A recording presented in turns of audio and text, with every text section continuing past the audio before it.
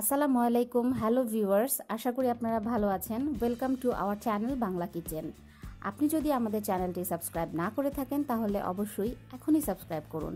আর যারা আমাদের চ্যানেলটি ইতিমধ্যে সাবস্ক্রাইব করেছেন তাদেরকে জানাই অসংখ্য অসংখ্য ধন্যবাদ।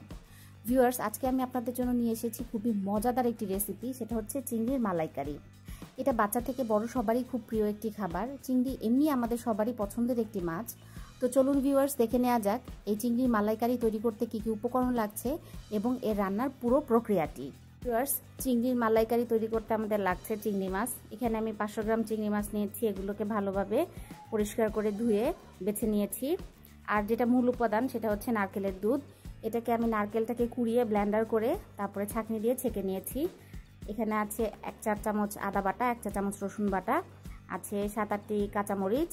এখানে আমি 2 চা চামচ টমেটো সস নিয়েছি কালারটা ভালো আসার জন্য। এখানে আমি নিয়েছি 1 কাপ পরিমাণ পেঁয়াজ কুচি। এখানে আছে 1 কাপ পরিমাণ পেঁয়াজ বাটা। তো চলুন ভিউয়ার্স, মূল রান্নায় যাওয়া যাক। প্রথমে আমরা হাঁড়িতে তেল দিয়ে নিচ্ছি। আমি 1/2 কাপ পরিমাণ তেল দিয়েছি।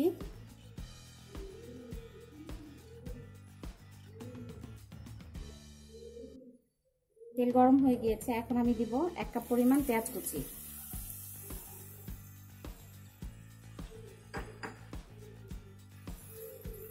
পেঁয়াজ কুচিগুলোকে হালকা ব্রাউন করে ভেজে নিব।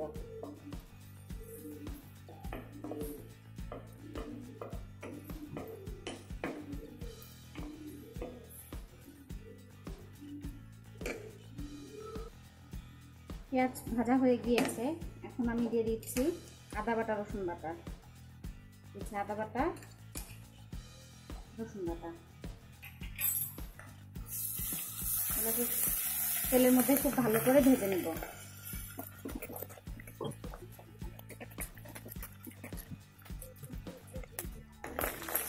এখন দিয়ে দিচ্ছি পেঁয়াজ বাটা।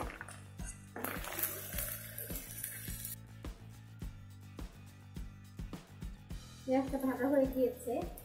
এখন আমি মশলা কষানোর জন্য, যেহেতু এটা চিংড়ি মালাইকারি, পানিটা না দেওয়াটাই ভালো, আমি যেই লিকুইড নারকেলের দুধ আছে সেখান থেকে একটু দিয়ে দিচ্ছি।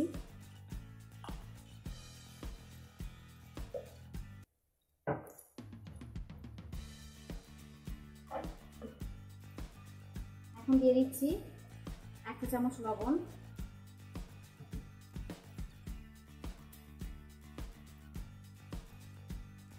1 চা চামচ হলুদের গুঁড়া, 1 চা চামচ মরিচের গুঁড়া, 1 চা চামচ ধনিয়ার গুঁড়া। আমি জিরা 1/2 চা চামচ দিচ্ছি, নামানোর আগে আবার দিব, তাই এখন একটু কম দিলাম। মশলাটাকে ভালোভাবে কষিয়ে নেব।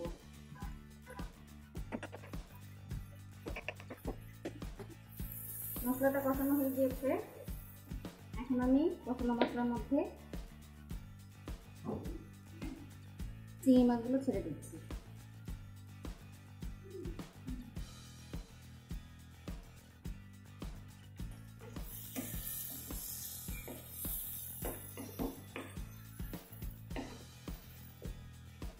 এই কষানো মশলার মধ্যে মাছগুলোকে বেশ কিছুক্ষণ ভেজে নিব।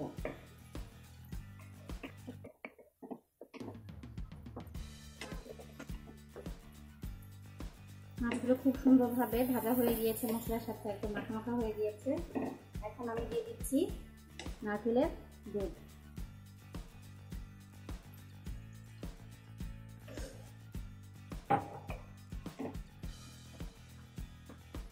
আর দিয়ে দিচ্ছি টমেটোর সস।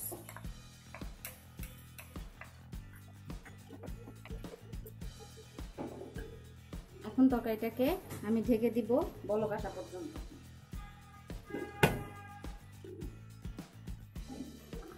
ভিউয়ার্স, আমাদের তরকারিটি বলক চলে এসেছে। এখন মিডিয়াম আঁচে 10 মিনিটের জন্য রান্না করব। ঢাকনা দিয়ে দিচ্ছি। 10 মিনিট অপেক্ষা করব। 10 মিনিট পর দেখে নিচ্ছি তরকারিটির কি অবস্থা।